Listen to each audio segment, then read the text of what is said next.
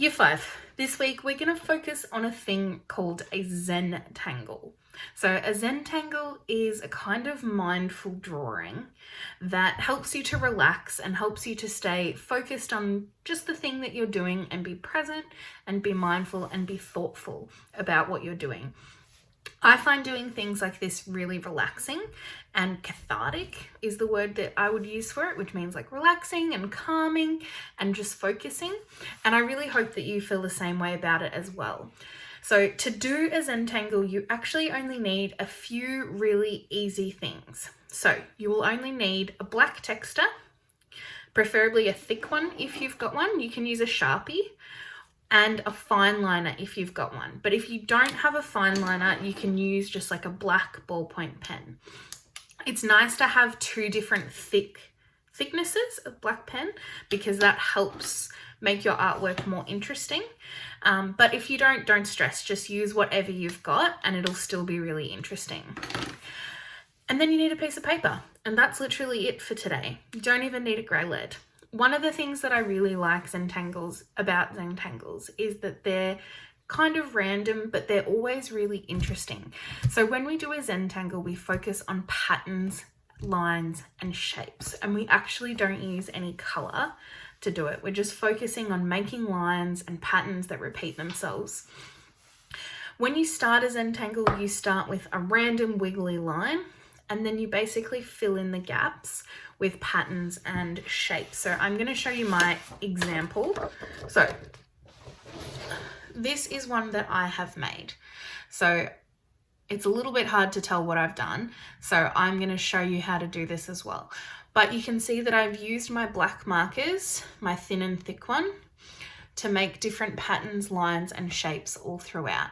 So grab your fine liner if you've got one, your big thick marker if you've got one, or just a black ballpoint pen, whatever you've got at home, but just preferably black if you've got it, and we'll get started. Okay, I've got my blank piece of white paper, I've got my big thick texter, and I've got my fine liner. Like I said, if you don't have a thick and a thin one, don't stress about it, just grab a black marker texture of some description.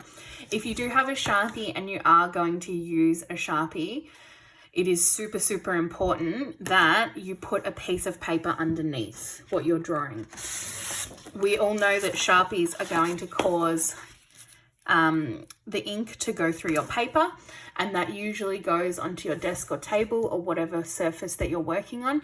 And if your mum and dad are anything like my mum and dad, they don't really like having permanent marker stained on their dining table.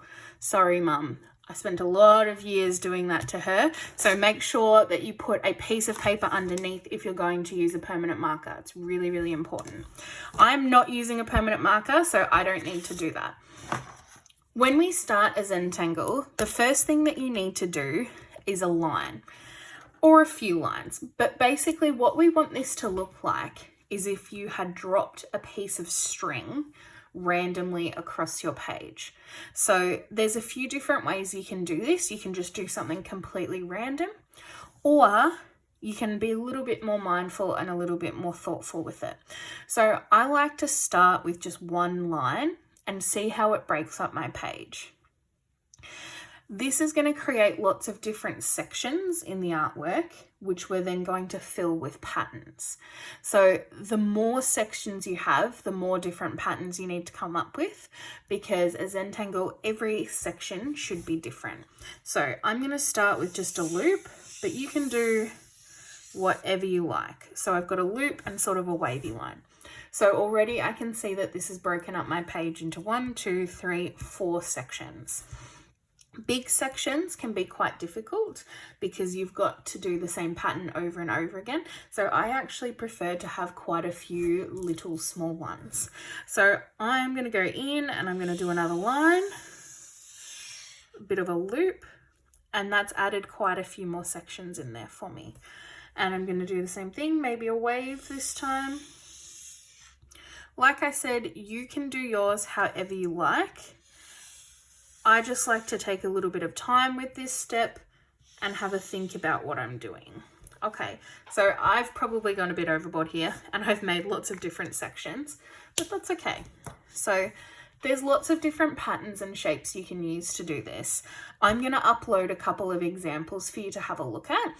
And then basically you're just going to take those patterns and shapes, just like I did on my example, and fill in the sections. So I like to start with something simple. So I'm going to start on this one by picking quite a large section, this one down here. And I'm actually just going to start with some straight lines. So as straight as I can make them.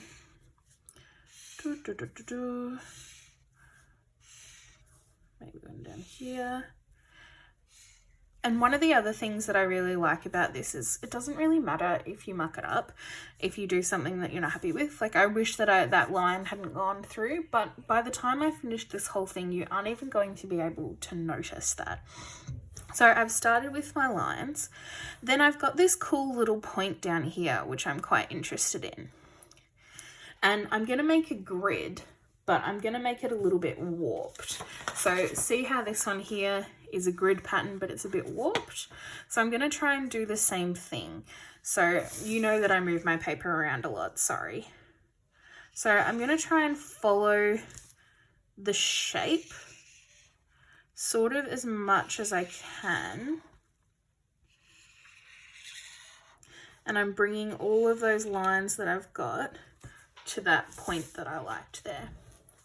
Then I can go in and I can use the same thickness one if I want to, but I'm actually going to use the skinny one, and I'm going to add in some lines that actually go in that same direction towards that point. And it doesn't matter if they're not perfect. These certainly are not. Oh no, my fine liner's running out. Like, you can make mistakes on this and you can barely notice. This one, I think that fine liner has reached the end of its life, unfortunately. Let me grab another one. All right, so there we go.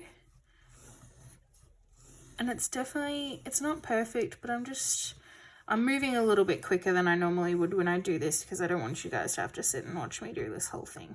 That would be very boring.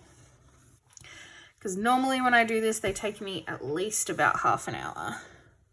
So I really like to take my time with it. If I wanted to, I could go in and do some more lines in the other direction. I actually think I might do that. Do some bigger ones in there and make these sort of more like rectangle-y. And then that's section one done. At the moment, on its own, it doesn't look that exciting, but the more patterns and shapes you add to it, the more interesting that it becomes. So with a section like this, I like to try and make sure that I'm sort of following the shape of the section. And I'm just taking my time and thinking about what I'm doing, and I'm using patterns that sort of work with the shapes that I've got. So in this rounded one, I've picked a rounder pattern to do, and I'm trying to make it work with the shapes that are on there already. Like I said, I don't expect you to come up with all these patterns on your own, but I'm sure you are more than able to. I will post on the Google Drive some example ones as well. So do not fret. I'm going to do some more loopy-doopies. All right, you probably don't need me to watch me do all these loopy-doop. No, you can watch it. No, you won't. All right, I'm going to do a couple more sections and then we'll come back and have a look.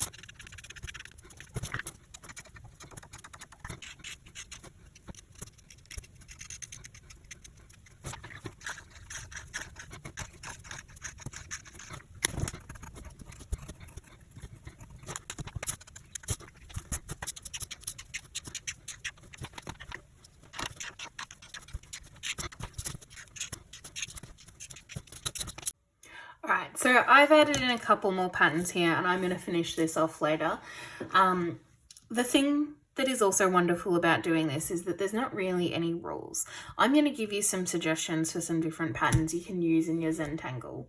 But if you've got ideas of your own, then use them. If you've got patterns floating around in your head that you can think of to fill up these gaps, then go for it. The aim of this is to be reflective and calming, but also to create something interesting without using colour. So if you've got your own ideas, use them.